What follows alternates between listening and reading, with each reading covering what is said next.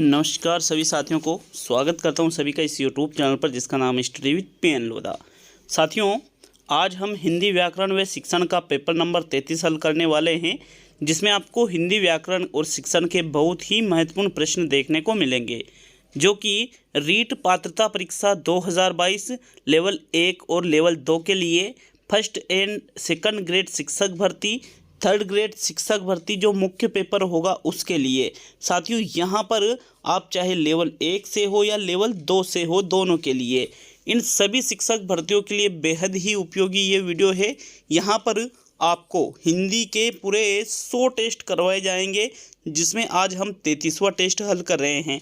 इसके बाद भी आपके 67 टेस्ट और बाकी है, तो आप निश्चित होकर के तैयारी कीजिए। चाहे Hindi, psychology, teaching method, Rajasthan GK, सभी चीज़ें इस यूट्यूब चैनल पर आपको निःशुल्क ही अवेलेबल करवाई जा रही है। इन सभी की पीडीएफ आपको हमारे Telegram channel study with PN Lodha पर मिल जाएगी। अगर आपको study with PN Lodha Telegram channel नहीं मिलता है तो आप गूगल पर जाकर के सर्च करिएगा study with PN Lodha Telegram channel, जिसमें 15.3 के सब्सक्राइब आपको दिखेंगे, मतलब 15,300 के आसपास उसमें सब्सक्राइबर है। उसको आप ज्वाइन करोगे तो वहाँ पर आपको इनकी पीडीएफ मिल जाएगी। शुरू करते हैं इस वीडियो को। एक एक प्रश्न को व्याख्यात्मक रूप से हल करेंगे। पहला प्रश्न देखते हैं। आपके पहला प्रश्न है, इनमें से असंगत विकल्प का चयन कीजिए। असंगत विकल्प का आपको चयन करना है प्रश्न 1 में। पहला विकल्प है माया सो रही थी, अपूर्ण भूतकाल। दूसरा है रोहन को जयपुर जाना है, सामान्य भविष्यकाल। तीसरा है हमने खाना बनाया है, सामान्य वर्तमान काल। और चौथा है अमित जयपुर से आया है, आसन्न भूतकाल। तो कौन सा विकल्प आपको यहाँ पर असंगत लग रहा है? देखिए, अगर हम बात करें पहले विकल्प की, माया सो रही थी का मतलब पहले की बात है, लेकिन अपने को ये पता नहीं चल रहा है कि क्रिया पूरी हुई या नहीं हुई, अब भी सो रही है या उठ चुकी है, इसका पता नहीं चल रहा है। और जहाँ पर भूतकाल में क्रिया हो और उसकी पूर्णता का पता न चले तो उसे अपूर्ण भूतकाल कहते हैं, मतलब ये तो सही है। दूसरा है रोहन को जयपुर जाना है मतलब आने वाले समय में जाएगा वो, मतलब भविष्यकाल। अब यहाँ ना तो हेतु मद है, ना यहाँ पर ना ही हेतु मद है, ना ही आज्ञा दी जा रही है, अतः ये सामान्य भविष्यकाल का उदाहरण है। तीसरा है हमने खाना बनाया है मतलब खाना बना लिया, कार्य पूरा हो चुका है, तो किस में चला गया? भूतकाल में चला गया। और यहाँ क्या दे रखा है? ये वर्तमान काल। तो फिर ये क्या हो जाता है? गलत हो जाता है। अर्थात विकल्प नंबर 3 आपके क्या है? असंगत विकल्प है। तो तीसरा ही विकल्प आपके पहले प्रश्न का उत्तर होगा। बाकी चौथा विकल्प कह रहा है अमित जयपुर से आया है मतलब कार्य पूरा हो चुका है, और इससे ये पता चलता है कि कार्य अभी अभी पूरा है, तो आसन्न भूतकाल होता है। मतलब चौथा, दूसरा, पहला विकल्प यहाँ संगत है, लेकिन तीसरा विकल्प असंगत मतलब गलत है। तो यही आपका उत्तर होगा साथियों। प्रश्न नंबर 1 में आपके थर्ड विकल्प सही है। तो साथियों, आपके प्रश्न नंबर 2 है, हिमालय शब्द में संधि है, स्वर संधि है, व्यंजन संधि है, विसर्ग संधि है, और इनमें से कोई नहीं वाला विकल्प हटा देते हैं, ये सही नहीं होता एग्जाम में। हिमालय शब्द का निर्माण हिम प्लस आले से मिलकर हुआ है, हिम प्लस आले। अ प्लस आ से आ बन रहा है, जो कि दीर्घ संधि का उदाहरण है। दीर्घ संधि किसका भेद होती है? स्वर संधि का। अतः विकल्प 1 आपके प्रश्न संख्या 2 में सही रहेगा साथियों। नेक्स्ट आगे बढ़ते हैं प्रश्न नंबर 3 पर। तो आपके तीसरा प्रश्न है, प्रश्न नंबर 3 को देखते हैं। इनमें से किस विकल्प में जातिवाचक से भाववाचक संज्ञा बनी है? पारस्परिक, खटास, लेन देन और प्रभुता। देखो विकल्पों को अच्छी तरह से। जिस विकल्प में जातिवाचक से भाववाचक संज्ञा का उदाहरण आपको नजर आता है, उस विकल्प का आपको चयन करना है। साथियों, दिए गए विकल्पों में से जो चौथा विकल्प है प्रभुता वाला, इस प्रभुता शब्द का निर्माण किससे हुआ है? प्रभु से हुआ है, और प्रभु शब्द क्या है? जातिवाचक। और इसमें जब हम ता प्रत्यय जोड़ देते हैं तो शब्द बनता है प्रभुता, जो क्या बन जाता है? भाववाचक संज्ञा। अर्थात चौथा विकल्प जातिवाचक से भाववाचक का उदाहरण है। तो थर्ड विकल्प आपके फोर्थ विकल्प आपके प्रश्न नंबर 3 में सही है। नेक्स्ट आगे बढ़ेंगे प्रश्न नंबर 4 पर। चौथा प्रश्न देखते हैं। जोधपुरी जूती, बनारसी साड़ी, कश्मीरी सेब, बीकानेरी भुजिए किसके अंतर्गत आते हैं? संकेतवाचक विशेषण, व्यक्तिवाचक विशेषण, परिमाणवाचक विशेषण और गुणवाचक विशेषण। तो देखिए यहाँ पर अगर कोई भी स्थान विशेष से संबंधित कोई वस्तु होती है, जो विशेषता बताई जाती है उसकी स्थान विशेष से रिलेटेड है, तो साथियों वो चला जाता है व्यक्तिवाचक विशेषण में। आप कहोगे कि भाई व्यक्तिवाचक विशेषण तो होता ही नहीं है, तो आरबीएससी ने तो मान रखा है, एनसीईआरटी ने भी मान रखा है व्यक्तिवाचक विशेषण। अगर इस प्रकार से विकल्प हो तो वहाँ पर आपको व्यक्तिवाचक विशेषण को ही सही करना है। अगर व्यक्तिवाचक विशेषण सही ना हो तो फिर वहाँ पर गुणवाचक विशेषण आपको सही करना है साथियों। अतः यहाँ पर दूसरा विकल्प आपके चौथे प्रश्न में सही है। नेक्स्ट आगे बढ़ेंगे प्रश्न नंबर 5 पर। तो पांचवा प्रश्न देखते हैं। पांचवा प्रश्न आपसे क्या पूछ रहा है? इनमें से किसका लिंग परिवर्तन नहीं होगा?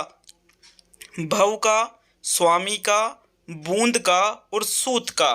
साथियों स्वामी का स्वामिनी बन जाता है, भव का भवानी बन जाता है, सूत का सूता बन जाता है, लेकिन बूंद का बूंदे बन सकता है। यहाँ पर वचन में तो परिवर्तन हो सकता है लेकिन लिंग में कोई परिवर्तन नहीं होगा। अतः यहाँ तीसरा विकल्प जो है यही आपका सही उत्तर है प्रश्न 5 में। आगे बढ़ेंगे प्रश्न नंबर 6 पर। यहाँ थर्ड विकल्प सही है 5वें प्रश्न में। थोड़ा गले में थोड़ी खराश टाइप हो रही है, बोलने में दिक्कत है, बट ठीक है कोई बात नहीं, सही हो जाएगी। इस टेस्ट को तो बना लेते हैं साथियों। छठा प्रश्न देखेंगे। प्रश्न नंबर 6 में आपसे क्या पूछा जा रहा है? इनमें से कौन सा शब्द सदैव एक वचन में रहता है? भाग्य, हाल चाल, समाचार और क्षमा। तो देखो सदैव एक वचन में रहने वाला शब्द छठे प्रश्न में अगर हम देखें तो भाग्य सदैव बहुवचन में रहता है साथियों।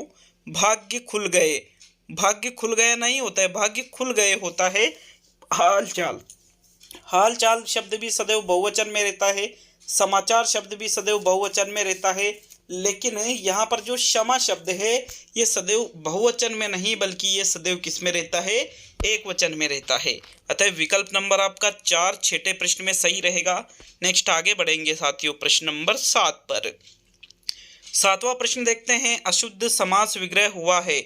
मुख बधिर, मुख से बहरा, प्रत्यक्ष अक्षी के आगे, घृत से पका हुआ अन्न, घृतान्न यहाँ पर लिखना था, घृतान्न है ना, यहाँ पर टाइपिंग मिस्टेक हुई है, शब्द छूटा है। कनकटा, कटे हुए कान हैं जिसके वह।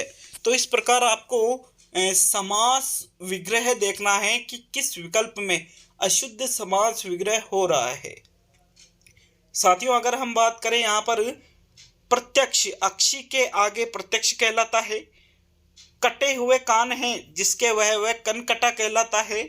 लेकिन मुख बधिर, मुख से थोड़ी कोई बहरा होता है, बहरा तो कानों से होता है साथियों, इसलिए ये क्या हो गया? गलत हो गया।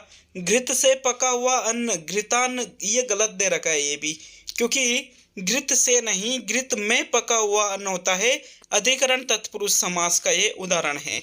तो पहला और तीसरा दोनों ही विकल्प क्या है? अशुद्ध है। तो यहाँ पर आपका पहला विकल्प भी सही रहेगा, तीसरा विकल्प भी सही रहेगा, क्योंकि ये दोनों क्या है? गलत दे रखे हैं। ठीक है, आगे बढ़ेंगे साथियों प्रश्न नंबर 8 पर। तो 8वां प्रश्न है, वह विकल्प चुनिए जिसमें संधि व उपसर्ग दोनों हैं। आजीवन, निश्चल, प्रतिनिधि और अनुपम। देखो संधि भी होना चाहिए, उपसर्ग भी होना चाहिए। आजीवन शब्द में आ उपसर्ग है लेकिन इसमें संधि कोई से भी नहीं हो रही है।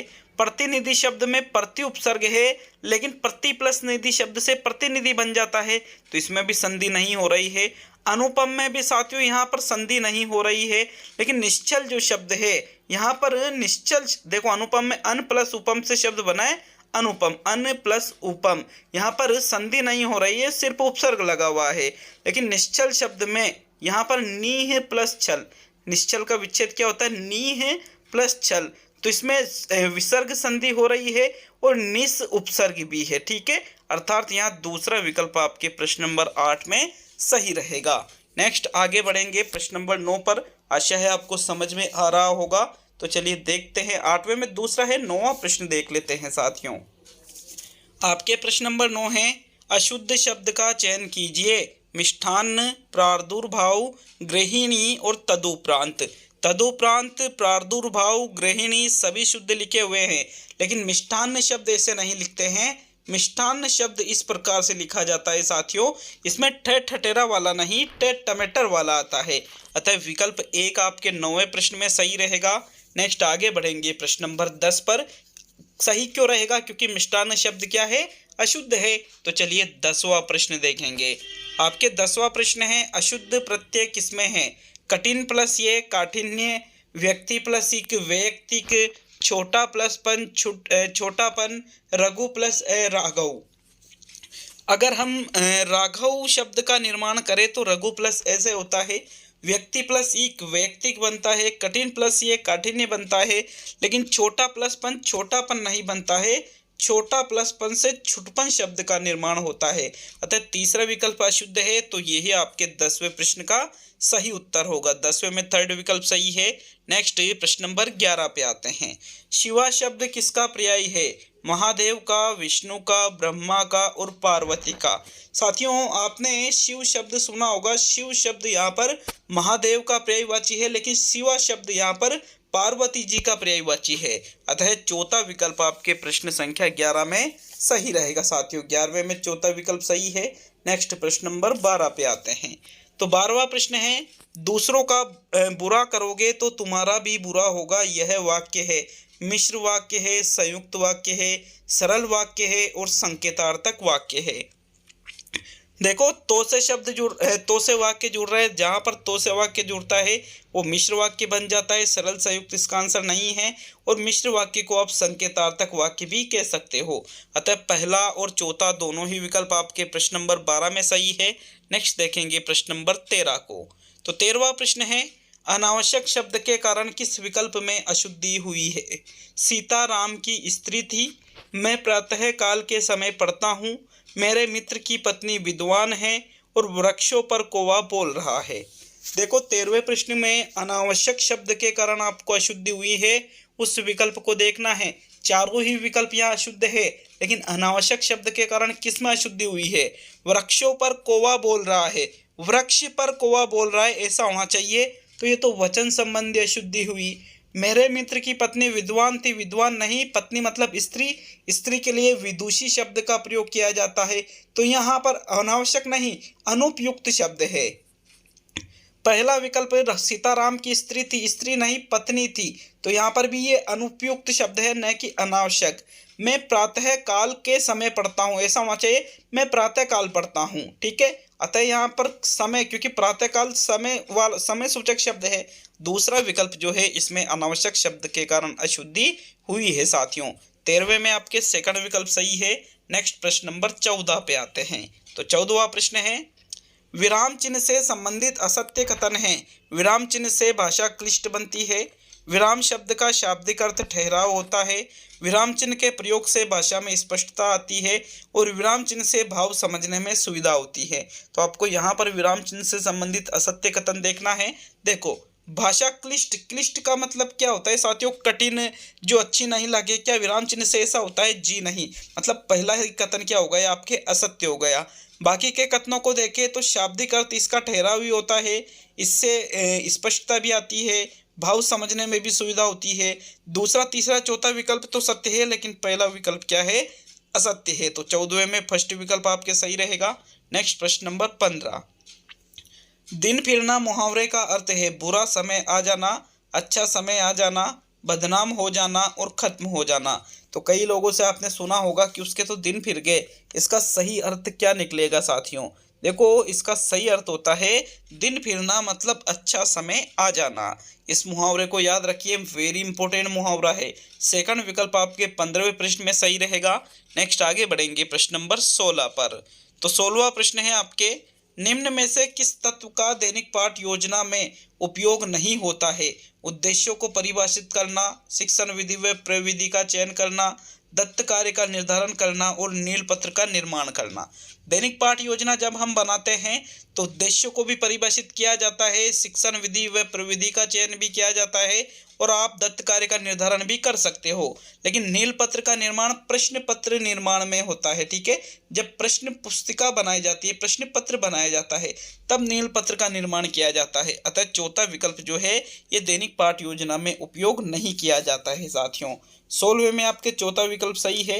नेक्स्ट प्रश्न नंबर 17 पे आएंगे। आपके 17वां प्रश्न लिखते हैं, किस दृश्य श्रव्य सामग्री में पारदर्शी का प्रयोग होता है? ओवरहेड प्रोजेक्टर में, फिल्म स्ट्रिप में, ओपेक प्रोजेक्टर में और स्लाइड प्रक्षेपक में। तो देखो पारदर्शी का प्रयोग जिसमें किया जाता है, मोस्ट इंपोर्टेंट क्वेश्चन है साथियों, ओवरहेड, ओपेक या स्लाइड में नहीं बल्कि फिल्म स्ट्रिप में पारदर्शी का प्रयोग किया जाता है। सेकंड विकल्प आपके 17वें प्रश्न में सही रहेगा। नेक्स्ट आगे बढ़ेंगे प्रश्न नंबर 18 पर। तो 18वां प्रश्न है, सस्वर वाचन का मुख्य उद्देश्य है पढ़ने में आनंद की अनुभूति करना, बच्चों को पढ़ने संबंधी झिझक समाप्त करना, बोल बोल कर पढ़ना और द्रुत गति से पढ़ना। द्रुत मतलब तीव्र गति से तो मौन वाचन में पढ़ा जाता है। क्या बोल बोल कर पढ़ना ही स्वर वाचन का उद्देश्य होता है? जी नहीं, बल्कि बच्चों में पढ़ने संबंधी झिझक को समाप्त करना स्वर वाचन का मुख्य उद्देश्य है, क्योंकि इसमें स्वर के साथ वाचन किया जाता है। बालक बोल बोल के उस चीज़ को पढ़ेगा, उसके पढ़ने संबंधी झिझक समाप्त होगी, ये चीज़ सबसे इंपॉर्टेंट होती है। ओनली सेकंड विकल्प ही आपके 18वें प्रश्न में सही है साथियों। नेक्स्ट आगे बढ़ेंगे प्रश्न संख्या 19 पर। तो 19वां प्रश्न देखते हैं। आपके प्रश्न नंबर 19 है, आकलन मूलतः शिक्षक केंद्रित होता है, केवल यह बताता है कि बच्चे ने क्या नहीं सीखा। भाषा सीखने सिखाने की प्रक्रिया का अभिन्न अंग है और पाठ समाप्ति पर ही किया जाता है। सीसी पाठ के बीच में भी आकलन करता है, तो ये गलत हो गया। शिक्षक नहीं छात्र केंद्रित भी होता है, गलत हो गया। क्या ये सिर्फ ये बताता है कि बच्चे ने क्या नहीं सीखा? जी नहीं, उसकी उपलब्धियां भी तो गिनाता है ये। अतः यहाँ पर तीसरा विकल्प सही है, भाषा सीखने सिखाने की प्रक्रिया का अभिन्न अंग है कौन? आकलन। ओनली थर्ड विकल्प आपके 19वें प्रश्न में सही है साथियों। नेक्स्ट आगे बढ़ेंगे प्रश्न नंबर 20 पर। तो 20वां प्रश्न है आपके, वह शिक्षण विधि जिसमें वे अध्यापक शिक्षण कराए जो विषयगत योग्यता एवं कौशलों की दृष्टि से एक दूसरे के पूरक हो, उस शिक्षण विधि को किस नाम से जाना जाता है? भाषा संसर्ग विधि, प्रत्यक्ष विधि, दल शिक्षण विधि और भ्रमण विधि। तो देखो किसकी बात की जा रही है, कौन सी शिक्षण विधि की बात की जा रही है? अध्यापक कौन शिक्षण करा रहा है? जो विषयगत योग्यताओं और कौशलों की दृष्टि से एक दूसरे के पूरक हो, मतलब एक ही सब्जेक्ट के, ठीक है, एक ही प्रकरण को पढ़ाने में दक्षता हासिल कर रखी हो। तो साथियों ऐसा दल शिक्षण या टीम टीचिंग जो मेथड है उसमें किया जाता है। थर्ड विकल्प आपके 20वें प्रश्न में सही है। इसमें दल शिक्षण में किसका दल होता है? अध्यापकों का दल बनाया जाता है। अलग अलग स्कूल से, अलग अलग एक ही स्कूल से अलग अलग कक्षा के, इस प्रकार से अध्यापकों के दल का निर्माण किया जाता है। तो थर्ड ही विकल्प ही आपके 20वें में सही है। नेक्स्ट आगे बढ़ेंगे प्रश्न नंबर 21 पर। चलिए 21वां प्रश्न देखेंगे। आपके प्रश्न नंबर 21 है, मौन पठन के विषय में धारणा है कि इससे पठन की गति धीमी हो जाती है, एकाग्रचित होकर पढ़ने का अभ्यास होता है, पढ़ने की धीमी ध्वनि होठों से निकलती है और इसे आदर्श वाचन के तुरंत बाद किया जाता है। मौन पठन मन ही मन में रहकर पठन किया जाता है, इसमें बिल्कुल भी ध्वनि नहीं निकलती है साथियों। इसे आदर्श वाचन के तुरंत बाद नहीं, आदर्श वाचन के तुरंत बाद तो अनुकरण वाचन किया जाता है, गलत हो गया। पठन की गति धीमी नहीं बल्कि पठन की गति इसमें तीव्र हो जाती है, गलत हो गया। अर्थात दूसरा विकल्प सही है, इससे एकाग्रचित होकर पढ़ने का आपको अभ्यास होता है, क्योंकि मौन पठन में मन ही मन रहकर आप चीज़ों को एक जगह केंद्रित कर सकते हो। सेकंड विकल्प ही सही है 21वें में। नेक्स्ट प्रश्न नंबर 22 पे आएंगे। तो 22वां प्रश्न देखते हैं। प्रश्न नंबर 22, भारत सरकार ने दूरदर्शन कार्यक्रम में शैक्षिक कार्यक्रम का प्रसारण के लिए प्राथमिकता प्रदान की। वयस्कों हेतु गैर औपचारिक शिक्षा के लिए, दूरदर्शन का अनौपचारिक शिक्षा हेतु प्रयोग, प्रारंभिक शिक्षा के सार्वभौमिकरण के लिए और इनमें से सभी। 22वें प्रश्न में राइट आंसर बताइए साथियों, कौन सा विकल्प आपका सही है? जो भारत सरकार है उसके द्वारा दूरदर्शन कार्यक्रम में जो शैक्षिक कार्यक्रम का प्रसारण किया जाता है उसको प्राथमिकता देने का कारण क्या है? साथियों उपरोक्त जो तीनों ही कारण हैं ये सभी सही है, क्योंकि गवर्नमेंट जो दूरदर्शन पर कार्यक्रम देती है शैक्षिक कार्यक्रम, उससे प्रारंभिक शिक्षा का सार्वभौमिकरण भी होता है, वयस्कों हेतु गैर औपचारिक शिक्षा भी मिलती है। दूरदर्शन का अनौपचारिक शिक्षा हेतु प्रयोग भी होता है।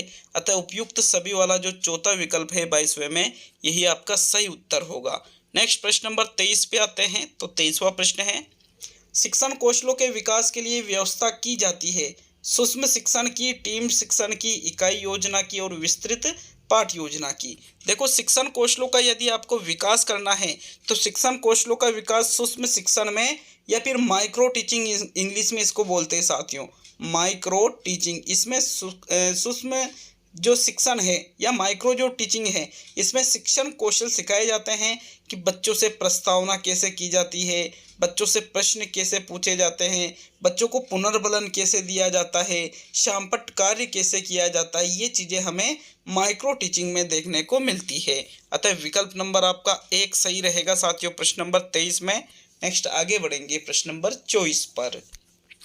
तो आपके 24वां प्रश्न देखेंगे। 24वां प्रश्न क्या है, मास कम्युनिकेशन या जनसंपर्क संप्रेषण का सबसे पुराना तथा आधार माध्यम क्या है? इलेक्ट्रॉनिक मीडिया, प्रिंट मीडिया, उक्त एक व दोनों और इनमें से कोई भी नहीं। तो आप प्रश्न नंबर 24 में सही आंसर बताओ, कौन सा विकल्प आपका सही रहेगा साथियों। देखो, मास कम्युनिकेशन जिसको कहा जाता है जनसंपर्क संप्रेषण, तो जनसंपर्क, लोगों से संपर्क करने का सबसे पुराना माध्यम प्रिंट मीडिया है साथियों, जैसे डाक, तार, मेल इत्यादि। इलेक्ट्रॉनिक मीडिया तो बाद में चला है, अतः पहला नहीं दूसरा ही विकल्प आपके 24वें प्रश्न का सही उत्तर है। नेक्स्ट आगे बढ़ेंगे प्रश्न नंबर 25 पर। तो 25वां प्रश्न देखते हैं, अभिव्यक्ति की कुशलताएं किस भाषाई तत्व के साथ जोड़ी जाती है? सुनना, गुनगुनाना, बोलना और पठन करना। देखो, प्रश्न नंबर 25 में आपको सही उत्तर देना है, कौन सा विकल्प आपका सही रहेगा। अगर हम बात करें अभिव्यक्ति की कुशलताएं को, मतलब क्या होता है साथियों, मतलब खुद के विचारों को व्यक्त करना अभिव्यक्ति कहलाता है। अब इसमें कुशलताएं जिस भाषाई तत्व के साथ जोड़ी जाती है वो भाषाई तत्व है बोलना, क्योंकि बोल करके ही हम अपने विचारों को प्रकट करते हैं साथियों। अतः थर्ड विकल्प आपके 25वें प्रश्न में सही है। पठन करके तो हम दूसरे के विचारों को ग्रहण करते हैं, ठीक है, अतः ये ग्रह्यात्मक कौशल कहलाता है। तो ओनली थर्ड विकल्प ही 25वें में सही है। नेक्स्ट आगे बढ़ेंगे प्रश्न नंबर 26 पर। 26वां प्रश्न देखते हैं, सुनना कौशल में शामिल है सुने हुए शब्दों की केवल पुनरावृत्ति, दूसरों की बात सुनने में रुचि, धैर्य और प्रतिक्रिया, शांतिपूर्वक सुनना और प्रश्नों को ध्यानपूर्वक सुनने की क्षमता का विकास करना। अगर सुनना जो भाषाई कौशल, प्रथम भाषाई कौशल है, जिसको हम श्रवण कौशल के नाम से जानते हैं साथियों, चारों ही विकल्प यहाँ पर श्रवण कौशल पर आधारित है। तो बेस्ट विकल्प का चयन हमको करना है। सुनने का सबसे बेस्ट आंसर है, दूसरों की बात सुनने में हमें रुचि लेना, धैर्य रखना और अंत में प्रतिक्रिया व्यक्त करना। ये सुनना कौशल में सबसे ज़्यादा मायने चीज रखती है। तो आपके सेकंड विकल्प प्रश्न नंबर 26 में सही है। नेक्स्ट आगे बढ़ेंगे प्रश्न नंबर 27 पर। साथियों 27वां प्रश्न है, कहानी सुनाने का मूल उद्देश्य होना चाहिए। बच्चों को प्रसन्न करने के लिए हम कहानी सुनाते हैं। एकाग्रचित करना, बच्चों की कल्पना शक्ति का विकास करना और बच्चों को अनुशासन में रखना। तो मोस्ट इम्पोर्टेंट क्वेश्चन है साथियों, जो कहानी सुनाने का मूल उद्देश्य है वो प्रसन्न रखना नहीं होना चाहिए, ना ही वो अनुशासन में रखना मूल उद्देश्य होना चाहिए, बल्कि बच्चों में कल्पना शक्ति का विकास हो, इसलिए कहानियाँ सुनाई जाती है छोटे बच्चों को। अतः यहाँ थर्ड विकल्प आपके प्रश्न नंबर 27 में सही है। नेक्स्ट आगे बढ़ेंगे प्रश्न नंबर 28 पर। तो आपके 28वां प्रश्न है, प्राथमिक स्तर पर हिंदी भाषा शिक्षण का उद्देश्य नहीं है छात्रों को सस्वर वाचन में सक्षम बनाना, छात्रों को शुद्ध उच्चारण के लिए प्रेरित करना, छात्रों को शुलेख व श्रुतलेख लिखने में सक्षम बनाना और व्याकरण के नियमों का विशुद्ध ज्ञान देना। तो प्राथमिक स्तर पर जो बच्चों को हम हिंदी पढ़ाते हैं उसका शिक्षण उद्देश्य कौन सा नहीं है? सस्वर वाचन वो कर सके, शुद्ध उच्चारण कर सके, सुन करके लिख सके, ये चीज़ें तो आ जाती है, लेकिन व्याकरण के नियमों का विशुद्ध ज्ञान, विशुद्ध मतलब बिल्कुल शुद्ध ज्ञान की बात की जा रही है। तो शुद्ध ज्ञान प्राथमिक स्तर पे कैसे पा सकते हैं बालक? अतः यहाँ चौथा विकल्प आपका सही उत्तर होगा। ये प्राथमिक स्तर पर हिंदी भाषा शिक्षण के उद्देश्यों में नहीं आता है साथियों, ठीक है। नेक्स्ट आगे बढ़ेंगे प्रश्न नंबर 29 पर, जो कि सेकंड लास्ट क्वेश्चन है। अच्छा लगे वीडियो तो लाइक शेयर कीजिए। किसी प्रश्न में कोई त्रुटि नजर आती है तो हमें कमेंट बॉक्स में कमेंट करके जरूर बताएं साथियों। कितना आपका स्कोर 30 में से बैठ रहा है वो भी बता करके जाइए। तो 29वां प्रश्न देख लेते हैं। किस मूल्यांकन के अंतर्गत छात्रों की भाषा प्रवाह है, तार्किक शक्ति एवं उसके मत व दृष्टिकोण में योग्यता का पता चलता है? मौखिक मूल्यांकन, व्यक्तित्व मूल्यांकन, सामूहिक मूल्यांकन, लिखित मूल्यांकन। भाषा प्रवाह है, तार्किक शक्ति, उसके मत क्या हैं, उसके दृष्टिकोण क्या है, इसका पता आप सामूहिक या लिखित रूप से नहीं ले सकते, बल्कि मौखिक मूल्यांकन आपको करना पड़ेगा साथियों। विकल्प 1 आपके 29वें प्रश्न में सही है। अब आज का अंतिम और 30वां प्रश्न देख लेते हैं। तो आपके 30वां और अंतिम प्रश्न है, इनमें से कौन सा भाषा आकलन में सबसे कम प्रभावी तरीका है? कहानी कहना, कहानी लिखना, घटना का वर्णन करना और श्रुतलेख। ठीक है, तो आपको भाषा का आकलन करना है। अब 3 विकल्प तो अच्छे हैं, लेकिन एक विकल्प ऐसा है जो सबसे कमजोर है साथियों। तो कहानी कह रहे हो, कहानी लिख रहे हो, घटना का वर्णन कर रहे हो, तो साथियों इसमें तो भाषा का आकलन बहुत अच्छे से हो जाता है। लेकिन श्रुतलेख में सुन करके लिखा जाता है तो उसमें आकलन सही से नहीं हो पाता है। अतः यहाँ चौथा विकल्प आपके 30वें प्रश्न का सही उत्तर होगा, श्रुतलेख वाला। तो ये आपके हिंदी का टेस्ट नंबर 33 हो चुका है। मिलते हैं कल पेपर नंबर 34 के साथ। राजस्थान जीके की रेगुलर क्लास आएगी, इतिहास एवं संस्कृति वाली, और साथ में बीच बीच में भूगोल के टेस्ट भी आपको मिलते रहेंगे साथियों। तो मिलते हैं अगले वीडियो में। बहुत बहुत धन्यवाद वीडियो को पूरा देखने के लिए।